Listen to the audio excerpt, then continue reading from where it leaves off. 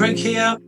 I'm going to record you 3 quick 10-minute training videos on SEO. I want to get you started, I want to help you understand what it is and set you on the road to more direct bookings.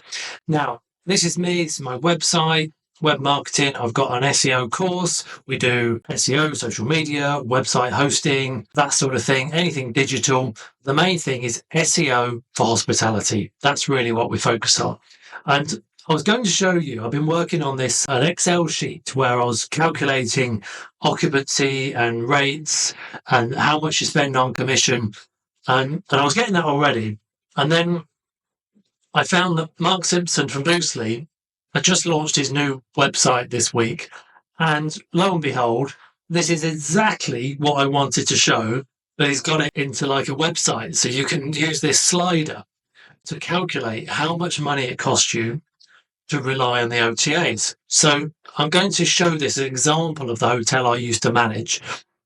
So I used to run a 28-bedroom hotel. In fact, I ran 2 28-bedroom hotels at the same time. For the purpose of the exercise, we'll concentrate on the one.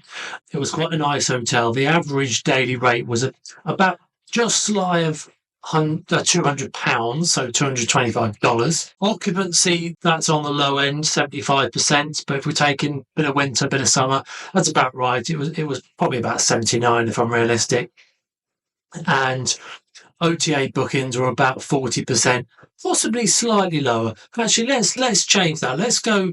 That was more about 35%, and I think the occupancy was 79.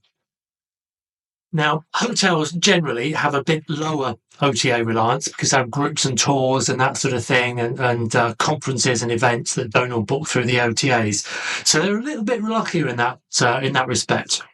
But there we go. A small business, 28 rooms, costs us nearly $100,000 a year to pay the OTAs. That is crazy, absolutely crazy. And if we could halve this, if we get this down to 15%, we'd only be spending $40,000. $40,000 a year saved by reducing our reliance on the OTAs. And what can we do with that? We can invest it back in the property, back into the customer service, back into the bricks and mortar and the fabric of the building, which in turn can increase your daily rates.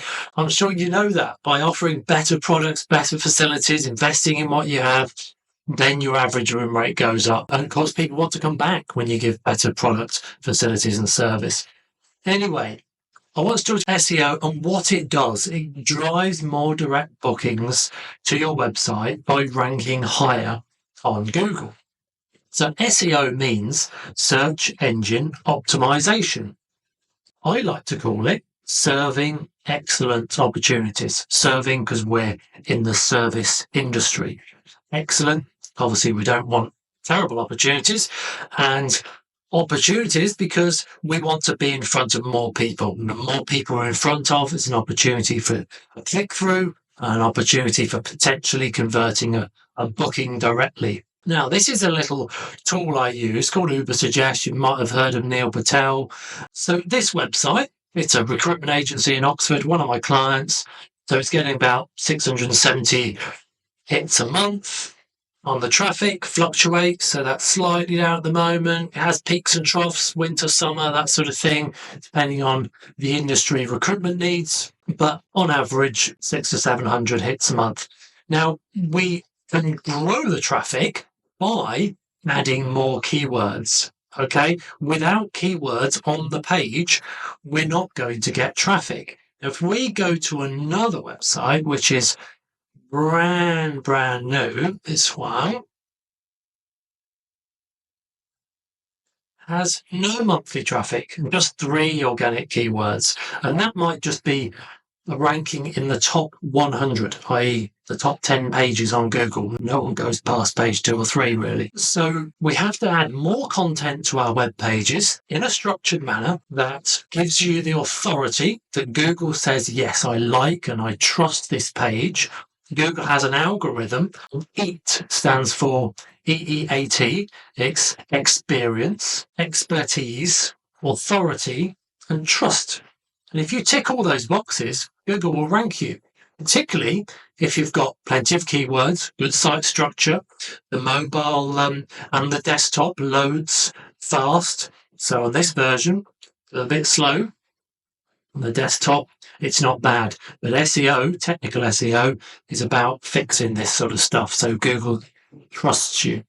The more backlinks you have, so that's another website with a link to your website. That's a trust signal. Google will rank you higher. So let's take a look at what's called the SERP. It just means search engine results pages. And there are different sections of the SERPs. You've got sometimes directory listings here. You sometimes see that. You've got the map pack section. So the map pins, and that's the hotel I used to manage, Cotswold House. And then you've got the natural listings. Everyone wants to be at the top of the natural listings. So for this search query, I typed in afternoon tea, Chipping Camden. Okay, so the hotel I managed, we served afternoon tea in Chipping Camden.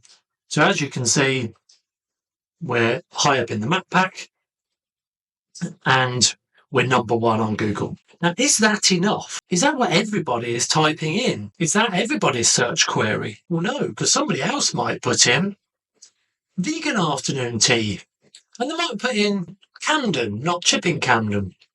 Now, Google thinks I spelt it wrong because Camden's in London, but this is a village in the Cotswolds.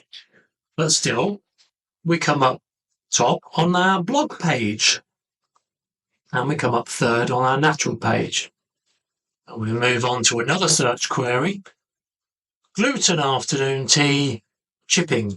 However, just put Chipping, so it's Chipping Camden, but maybe the person can't remember what's the place called again? Chipping Norton, Chipping Camden, Chipping Sudbury, something like that.